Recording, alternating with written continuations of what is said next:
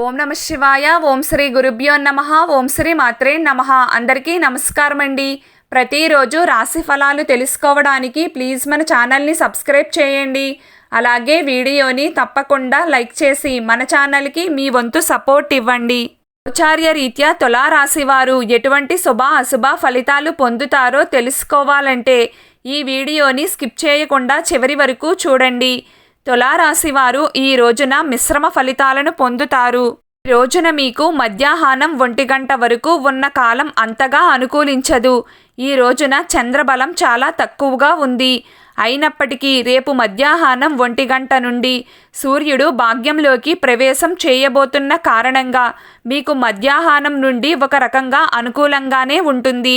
సాధారణ కార్యక్రమాలకు ఎటువంటి ఆటంకాలు ఉండవు. అయితే ఈ రోజున మీరు ఆర్థికపరమైన వ్యవహారాల్లో మాత్రం చాలా జాగ్రత్తగా ఉండాలి. ముఖ్యంగా వ్యాపారస్తులు చాలా అప్రమత్తంగా ఉండాలి. కిరాణా షాప్ల దగ్గర నుండి పెద్ద వ్యాపారవేత్తల వరకు ప్రతి ఒక్కరూ తప్పకుండా జాగ్రత్తలు తీసుకోవలసిందే. లావాదేవీలను 1-2 సార్లు సరిచేసుకోవాలి. క్రయ విక్రయాలు అంతగా కలిసి రాకపోవచ్చు. షేర్ల జోలికి అస్సలు వెళ్ళకండి. పెట్టుబడులకు దూరంగా ఉండడం కూడా మంచిదే అవుతుంది.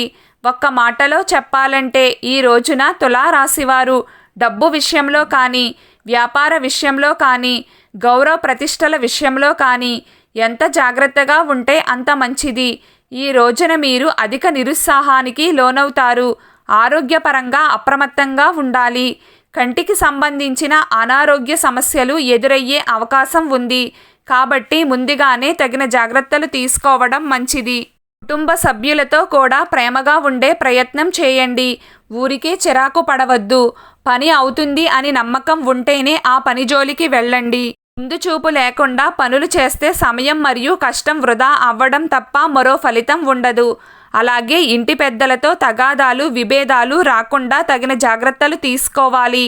ఈ రోజున ఉన్న గ్రహచారం ప్రకారం పెళ్లి చూపులకు, అగ్రిమెంట్లకు, ఉద్యోగ ప్రయత్నాలకు, వైద్య సంప్రదింపులకు, వ్యాపారమైన చర్చలకు, కొనుగోళ్లకు, రుణ ప్రయత్నాలకు, అలాగే అమ్మకాలకు మరియు ఇతర సాధారణ కార్యక్రమాలకు కాలం చక్కగా అనుకూలిస్తుంది.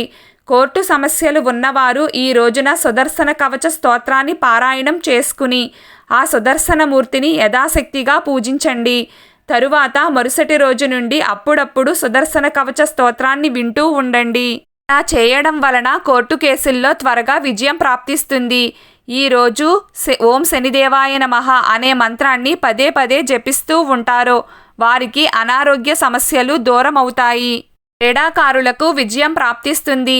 ఏదైనా శనివారం ఉదయాన్నే నిద్రలేచి చక్కగా స్నానం చేసి పూజా గదిని శుభ్రం చేసుకుని ఒక పసుపు ముద్దను తయారు చేసుకుని దానిని ఏదైనా ఒక ఆకుపై పెట్టి తరువాత ఆ పసుపు ముద్దకు 4 వైపులా దీపాలు పెట్టి అక్షింతలు, కుంకుమ మరియు పసుపు చల్లి ధూపం వేసుకోవాలి.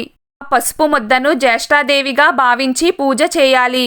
దీపాలు కొండెక్కిన తరువాత పసుపు ముద్దను నీళ్లల్లో కలిపివేసి ఇల్లంతా చల్లుకోవాలి. మిగిలిన నీటిని ఏదైనా చెట్టుకు వేయండి. ఇలా చేస్తే మీకు పట్టిన దరిద్రం మొత్తం పోయి లక్ష్మీదేవి తలుపు తడుతుంది. అప్పుల బాధ దూరమై లోన్స్ రావాలంటే ఈరోజు సాయంత్రం వెంకటేశ్వర స్వామి ఆలయానికి వెళ్ళి స్వామివారిని దర్శించుకుని ఇంటికి వచ్చిన తరువాత శ్రీ వెంకటేశ్వర వజ్ర కవచ స్తోత్రాన్ని పారాయణం చేయండి.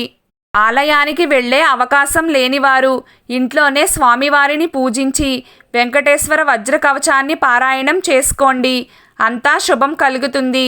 ఈరోజు తులారాశి వారి అదృష్ట సంఖ్య 3.